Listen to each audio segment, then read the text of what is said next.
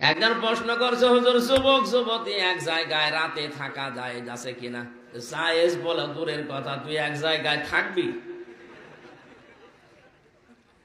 ওর প্রশ্ন ছিল এটা যে হুজুর যুবক যুবতী রাতের বেলা এক জায়গায় ঘুমানো যায় যাচ্ছে।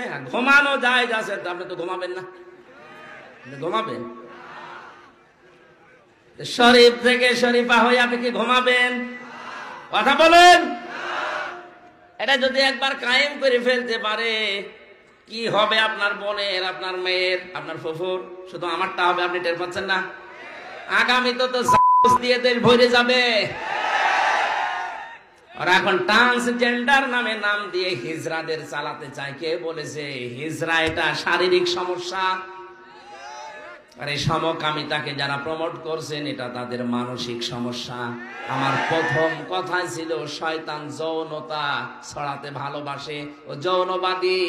আজ যারা এটার মাধ্যমে জাতিকে ওপেন করে দিতে চাচ্ছেন, আল্লাহর কসম আপনাকে শয়তান দখল করিস। আর কোন শয়তানের বেকারগ্রস্ত লোককে আমরা ওই জায়গায় দেখতে চাই না। নামেন ওখান থেকে। আপনি জাহান্নামে যেতে চান, একা চান, আরো ঠেলে দেব, আমি যেতে চাই না। সূক্ষ্ম সূক্ষ্ম কয়েকটা ষড়যন্ত্র আমার প্রায় 34টা ধরা পড়েছে আমার এই ছোট মেধায়। এই যে আব্দুল কুদ্দুস ভাই একটা বই নিয়ে এসেছেন, ধরিয়ে দিয়েছে। এটা যদি শুধু সিলেবাসে থাকতো, কসম আল্লাহর কিছু বলতাম না। আজ হয়তো সিলেবাসে আছে, কালকে রাষ্ট্রীয় ভাবে নিজেরা আইন পাশ করে সংসদ থেকে বলবে এটা করা লাগবে। শরীফ থেকে শরীফা এটা অত সহজ বিষয় না। সকালবেলা একজন বলছে আমি শরীফ, বিকালে বলছে না আমার যেন শরীফা মনে হচ্ছে। আপনি হন শরীফা হন আর লতিফা হন, আমার নিষেধ নেই, কিন্তু বিকাল বেলায় যখন আপনি দাবি করবেন যে আমার শরীফা মনে হচ্ছে, তখন তো আপনি আর একটা দাবি করবেন যে আমার মহিলা হোস্টেলে সিট দেওয়া লাগবে। এখন যদি বলেন মহিলা হোস্টেলে সিট নিলাম তাতে কি হয়েছে, আমি তো শরীফা। আরে বেটা, তুই শরীফা যতই দাবি করবি, মাল তো তুই শরীফ। ওখানে আমার বোন আছে, আমার মেয়ে আছে, আমার ফুফু আছে, এই কথা বলেন না কেন? ওই জায়গায় তুই থাকলে আপনি টের পাচ্ছেন না কোন জায়গায় যাচ্ছে? শেষ করে দেব না চালাবো? চালালে তো সমস্যা, আমি তো মরে যাবো। আপনি গরু দিয়ে চাষ করে খাবেন, গরু যদি মরে যায়। আগামীতে সময় দিন ভাই, হচ্ছে না, মেলা কষ্ট হয়ে যাচ্ছে। 1 ঘন্টা 15 মিনিট তো আর হয় না, 2 ঘন্টা 2.5 ঘন্টা হলে ভালো হয়।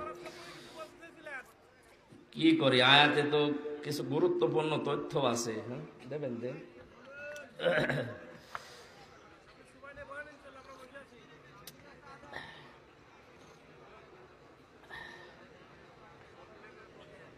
ঠিক আছে। 3টা বছর আসলে ভেতরে ছিলাম, তো এক ঘরের ভেতরে আমরা ছিলাম তালাবদ্ধ, একেবারে 24 ঘন্টা ফাঁসির কন্ডেন্স ছিলি। খাবার দাবার ভালো না, চিন্তা টেনশনে ভেতরে সব ফাঁপা হয়ে গেছে। স্বাভাবিক হতে কিছুদিন সময় লাগবে।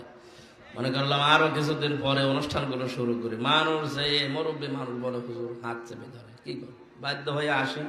শরীরেও কটন করে না, এই গলাও সাপোর্ট করে না, শেষে কষ্ট হয়ে যায়।